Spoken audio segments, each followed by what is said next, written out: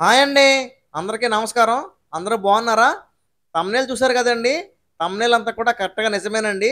Thumbnail వేరే ఏదో చూపించి లోపల వీడియోలో ఏదో చూపిస్తారు అనుకోకండి. అదంతా కరెక్ట్‌గా నిజమేనండి. ఇదిగోండి చూస్తున్నారు కదండీ కార్‌ని. కార్ అయితే ఓవర్ స్పీడ్‌లో వచ్చి కటింగ్ కొట్టినప్పుడు కంట్రోల్ అవ్వక డైరెక్ట్‌గా వచ్చి కరెంట్ పోల్ అది డాష్ ఇచ్చింది. డాష్ ఇవ్వడమే మొత్తం కరెంట్ పోల్ అయితే మొత్తం కింద బాటం కాడికైతే ఇరిగిపోయింది.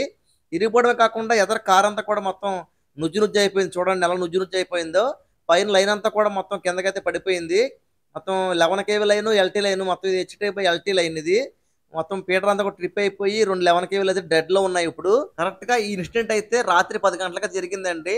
డ్రైవర్ పక్కన ఒక అతను ఇద్దరు కలిపి ఉన్నారండి. పక్క సీట్‌లో ఉన్న వాళ్ళకి కానీ, డ్రైవర్ గాని ఏం కాలేదు. ఎందుకంటే కారు అలా డాష్ అవ్వగానే లోపట ఉన్న ఎయిర్ బ్యాగ్స్ అయితే ఓపెన్ అయిపోయినాయి. ఆ ఎయిర్ బ్యాగ్స్ ఓపెన్ అవ్వడం వల్ల లోపట ఉన్న ఇద్దరు వ్యక్తులకు కూడా ఏ ప్రమాదం జరగలేదు. అలాగే ఇంకోటేంటంటే ఎయిర్ బ్యాగ్‌లు ఓపెన్ అయిపోయినా సరే, ఇదిగోండి పోల్ చూసారు కదా! మొత్తం పోలంతా కూడా పక్కకైతే పడిపోయింది.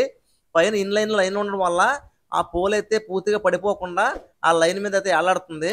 ఎందుకంటే అది పోల్ మళ్ళీ కారు మీద అలా పడిపోయిందంటే గనక లోపల ఎయిర్ బ్యాగ్‌లు ఓపెన్ అయినా సరే, లోపల ఉన్న వ్యక్తులిద్దరికి కూడా మొత్తం ప్రమాదం జరిగేది. ఎందుకంటే పైన 11 కేవి ఇన్‌లైన్ అయితే టైట్‌గా ఉండడం వల్ల స్పాన్ టైట్‌గా ఉంది. టైట్ స్పాన్ ఉండడం వల్ల పోలయితే పక్కకు ఉరిగిపోలేదు.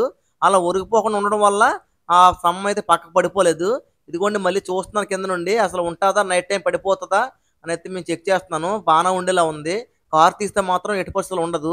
ఆ కార్ నైట్ తీయకుండా ఆ కార్‌కైతే ఏ ప్రమాదం జరగకుండా వచ్చేవాళ్ళు, ఎళ్ళేవోళ్ళకి కనిపియడం ఇలాగ ఇండికేషన్ కనిపించడానికైతే వాటికైతే ఒక 4 రబ్బలు ఇరిసి దానికైతే కట్టాము. ఎందుకంటే ఆ రబ్బలు కనిపించగానే కారున్నదని చెప్పైతే తెలుస్తది చీకట్లోను.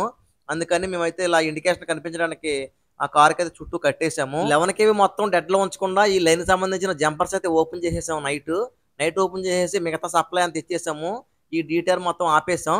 ఆపిన తర్వాత తెల్లవారుజామునైతే మా కాంట్రాక్టర్ గారు వర్కర్స్ అందరూ కూడా వచ్చారు. వచ్చి ఈ స్తంభాన్నయితే కట్ చేస్తున్నారు. కట్ చేసి మళ్ళీ కొత్త పోలయితే లేపుతారు. దాన్ని ఇప్పడానికైతే చాలా ప్రమాదం అన్నమాట. ఆ ట్రాక్టర్ క్రేన్ తోటయితే పట్టుకున్నారు. పట్టుకొని దాని సపోర్ట్ తోటయితే పైన ఇప్పుతున్నారు. ఎట్టి పరిస్థితుల్లోనూ ఏమన్నా అటు ఇటు అయినా సరే అక్కడైతే చాలా ప్రమాదం జరుగుతది పైకెక్కిన వ్యక్తికి. అందుకని ట్రాక్టర్ క్రేన్ సహాయంతోనే దాన్నైతే ఇప్పాలి. అదిగో చూసారు కదా! పైన 11 కేబుల్ లైన్ అంతా కూడా చాలా ఫిట్‌గా పట్టుకొనుంది. అలా లైను ఫిట్‌గా పట్టుకొని ఉండడం వల్లే రాత్రి ఆ పోలయితే మొత్తం పూర్తిగా కింద పడిపోకుండా కార్‌ని సపోర్ట్ చేసుకొని అలాగైతే నిలబడి ఉంది. అలా అది కనుక పడిపోతే లోపట కారులో ఉన్న వ్యక్తులకి, అలాగే దారంట వెళ్ళే వ్యక్తులకి గాని చాలా ప్రమాదం జరిగేది. ఇక్కడైతే చాలా పెద్ద ప్రమాదమే తప్పిందండి అసలు. ఎందుకంటే ఆ కారు గుద్దిన వ్యక్తే కాకుండా దాని చుట్టుపక్కల ఉన్న వ్యక్తులందరూ కూడా చాలా ప్రమాదానికి గురయ్యేవారు. ఆ కారు తోలే వ్యక్తికి ఇక్కడంతా కూడా మొత్తం లొకేషన్ అంతా కూడా కొత్తంటండి. ఆ అబ్బాయికైతే ఈ ఊరు కాదంట. వేరే ఊరు నుంచి ఇక్కడికైతే పెళ్ళికైతే వచ్చారంట. ఇక్కడ కటింగ్ ఉన్నదన్న విషయం తెలీదంటండి. అక్కడ కటింగ్ ఉందన్న విషయం తెలుసుకుంటే ఆయనకి కారు కట్ చేసేటప్పటికి అలా పోల్‌నైతే గుద్దేశారు. ఆ పోల్ పక్కనే పెద్ద గేటయితే ఉంది. ఆ గేట్ లోపట చాలా 10 బళ్ళున్నాయి. అసలు ఈ పోల్‌ని గుద్దకపోతే డైరెక్ట్‌గా గేట్‌లోకెళ్ళిపోయేది బండి. ఇదిగోండి పోల్ మొత్తం బాటంకయితే ఇరిగిపోయింది. బాటంకి ఇరిగిపోయి కారు సపోర్ట్ మీద అయితే నిలబడింది. ఆ ఊసల సపోర్టు కారు మీద నిలబడడం వల్ల పోలు రాత్రయితే పడిపోకుండా అలా నిలబడింది సపోర్ట్ తోటి. ఇప్పుడైతే ఈ మొదలంతా కూడా పైకి లాగేసి మళ్ళీ అదే ప్లేస్‌లో మళ్ళీ పోలయితే పెట్టాలి. అది ఈజీగా రావడానికైతే దాని లోపలైతే వాటర్ అయితే పోసి దాన్నంతా కూడా మొత్తం లూజ్ చేస్తున్నారు.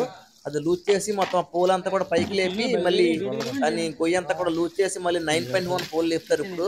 ముందు పడిపోయిన పోల్ కూడా 9.1 మళ్ళీ కూడా 9.1 లేపుతారిప్పుడు. ఆ పోలయితే చాలా లావుగుంటది. మళ్ళీ పెద్ద గొయ్యి తీయాలి. ఆ గొయ్యి తీసి మళ్ళీ లేపుతారు. ఎంత ట్రై చేసినా సరే పైకైతే రావట్లేదిది. మళ్ళీ ఎంత లూజ్ చేసినా సరే పైకి ట్రాక్టర్ లాగినా సరే రావట్లేదు. పెద్ద క్రేన్ అయితే ఈజీగా వచ్చేసాను. పెద్ద క్రేన్ అయితే అందుబాటులో లేకపోవడం వల్ల మా కాంట్రాక్టర్ గారు ట్రాక్టర్ క్రేన్‌తోనే లాగడానికి ట్రై చేస్తున్నారు. ఎంత ట్రై చేసినా సరే రావట్లేదు. అదిగో చూస్తున్నారు కదా! ఇందాక నుంచి కూడా దాంతోతైతే కుస్తీ పడుతున్నాము. ఎనకాలైతే మొత్తం టీమ్ అంతా కూడా ఎనకాల ఎక్కారు. ఎంత బరువెక్కినా సరే ఇదైతే లాగలేకపోతుంది. ఎలాగైతేనే మొత్తానికైతే లాగేశారు. మళ్ళీ కొత్త పూలు ఎత్తడానికైతే గొయ్యిని సిద్ధం చేసేశారు. సిద్ధం చేసిన తర్వాత ట్రాక్టర్ క్రేన్ తోటైతే మళ్ళీ పోల్‌నైతే లేపి ఆ గోతిలో పెడుతున్నారు.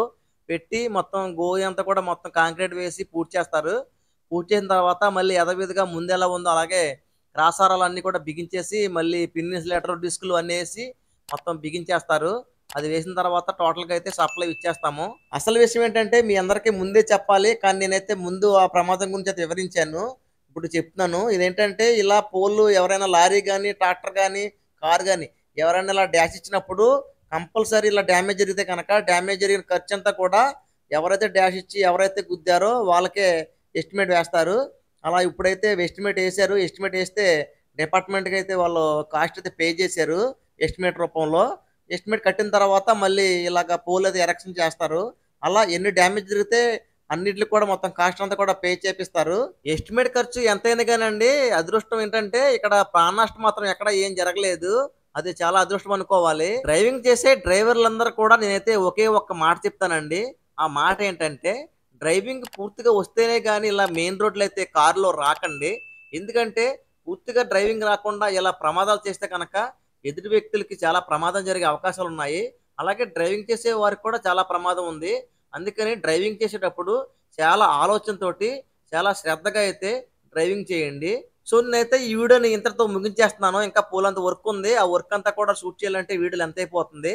అందుకని నేనైతే ఈ వీడియోని ఇక్కడితో ముగించేస్తున్నాను. మీకు ఈ వీడియో నచ్చినట్టయితే గనక ఈ వీడియోని వెంటనే అందరూ లైక్ చేయండి. అలాగే మీకేమైనా డౌట్స్ ఉంటే గనక కామెంట్‌లో తెలియజేయండి. అలాగే మరిన్ని ఇంట్రెస్ట్ అయిన వీడియోలు మీకు నోటిఫికేషన్‌తో రావాలంటే గనక నా ఛానెల్ మీరు వెంటనే సబ్స్క్రైబ్ చేసుకొని పక్కనే ఉన్న బెల్ సింబల్ చేసి నోటిఫికేషన్ ఆల్ మీద క్లిక్ చేయండి.